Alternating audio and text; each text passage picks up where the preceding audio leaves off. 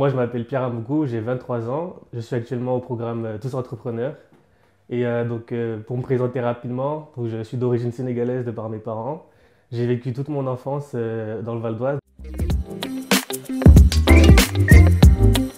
J'ai fait un bac ES et ensuite j'ai décidé de m'orienter vers le CPES, qui est une formation entre prépa et université.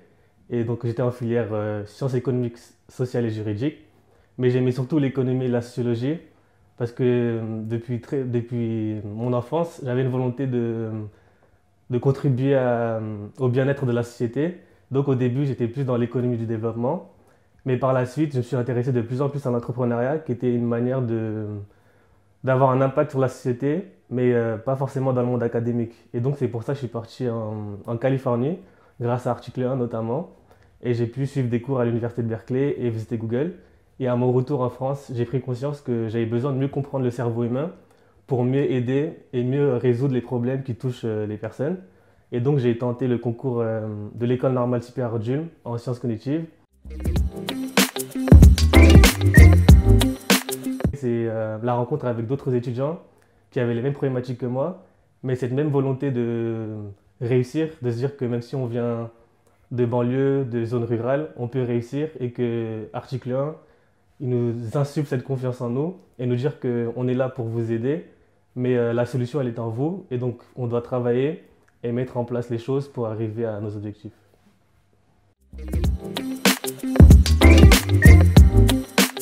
Peut-être le sentiment d'être seul, c'est-à-dire que lorsque j'étais à Henri IV, bah, j'étais le seul qui venait du département du Val d'Oise.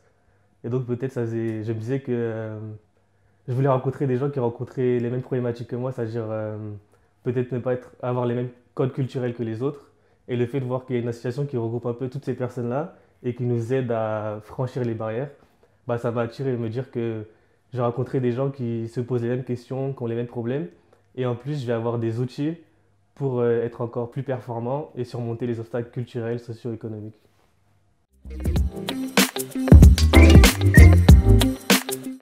Ça apporte de l'énergie, surtout avec le contexte du confinement et du Covid. Ça veut dire que on peut par exemple partager nos problématiques, nos craintes et aussi s'entraider. Par exemple avec l'atelier co-développement, c'était intéressant parce qu'on voit que, comme on dit souvent, tout seul on va plus vite, mais ensemble on va plus loin.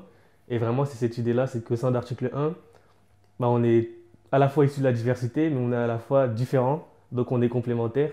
Et donc ça fait que quand je suis face à une problématique, je peux demander à quelqu'un, qu'est-ce que tu en penses, qu'est-ce que tu aurais fait à ma place? Et ça me permet d'aller plus loin et d'enrichir mes perspectives. Donc ça m'apporte ça. Et après aussi un soutien financier, parce que donc article 1, dans le cadre du programme Tous Entrepreneurs, il nous aide à financer nos projets, mais également il donne une bourse trimestrielle.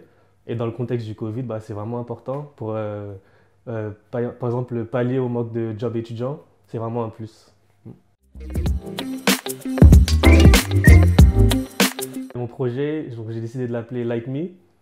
Et pourquoi Like Me? C'est l'idée que la connaissance et l'échange, ça permet d'accéder à plus d'opportunités. Et le Me, c'est vraiment l'idée que la solution, elle est toujours dans la personne. C'est la personne qui est la clé de sa réussite et de ses objectifs. Et donc, à travers Like Me, j'ai une volonté d'aider les gens, surtout les étudiants, à être acteurs de leur destin, en leur partageant d'une part des cours en ligne qui seront sur le fonctionnement du cerveau, comment en fait le cerveau c'est un muscle et qu'à travers l'échec ou certains exercices, on peut le rendre plus performant, mais également comment, en faisant des portraits où je montre comment des étudiants, ils ont fait face à l'échec, ils ont su rebondir, ou comment ils ont pu saisir certaines opportunités, ou comment ils sont réorientés et ils ont peur, par exemple, des représailles sociales de leur entourage, ou la peur de quitter sa zone de confort. Donc vraiment, donner des exemples de réussite, mais d'échec aussi, relativiser l'échec, mais d'un autre côté, apporter des connaissances pour mieux se connaître, parce que pour moi, la connaissance commence par la connaissance de soi.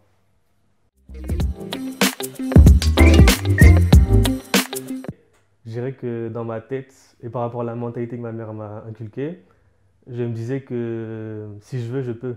C'est-à-dire que je ne me disais pas parce que je suis d'origine africaine, etc., ou que je viens de banlieue, que j'allais pas réussir. Je me disais que si je travaillais, qu'il n'y avait pas de raison que j'allais réussir.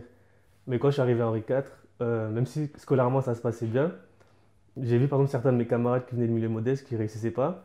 non pas parce que c'était pas intelligent, mais parce qu'en fait, ils n'avaient pas, de par leur naissance, ils n'avaient pas accès à certaines ressources, à certains enseignements. Donc ça faisait que même s'ils avaient les capacités, ils étaient en retard. Et c'est là que je me suis dit que la mission républicaine de dire égalité et fraternité, elle n'est pas réelle. Parce que même dans l'éducation qui est le plus important, qui est le socle de la société, on voyait que parce que nos parents, ils ont décidé d'emménager, je sais pas, dans le 18e arrondissement de Paris et pas dans le 5e, bah, en fait, ton destin, il est déjà en grande partie tracé parce que tu vas apprendre moins de mots, tu vas connaître moins de... Tu auras moins de culture générale. J'aime pas dire générale, je préfère dire culture légitime, c'est-à-dire celle qui est valorisée par l'élite. Mais, donc voilà, à partir de ce moment-là, je me suis dit, finalement, il suffit pas de vouloir, mais il y a aussi des obstacles.